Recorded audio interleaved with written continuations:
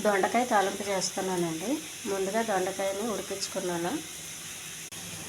ఉడికించగా వచ్చిన వాటర్ పడేయద్దండి, కూరలో వేసేయాలి. జీలకర్ర, కరివేపాకు వేగించుకుంటున్నాను. ఇవి బాగా వేగిన తర్వాత దొండకాయ వేద్దామండి.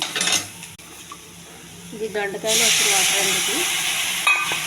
ఇది దగ్గరికి అయ్యిందండి. కొంచెం కారం, కొంచెం పసుపు, ఇప్పుడు దొండకాయలు వేసేసానండి. కొంచెం కొబ్బరి పొడి అండి, కొంచెం పుట్నాలు, పల్లీల పొడి. దొండకాయ కూర రెడీ అయిందండి. దొండకాయ కూర రెడీ అయిందండి. ఈ ఛానల్ నచ్చితే సబ్స్క్రైబ్ చేయండి, షేర్ చేయండి, లైక్ చేయండి. చూడండి, ఎక్కువ నూనె వేసుకోకుండా ఇలాగ ఉంది, పొడి పొడిలాడితే బాగుంటుంది. కొన్ని పల్లీలు వేస్తే రుచిగా ఉంటుందండి తినడానికి.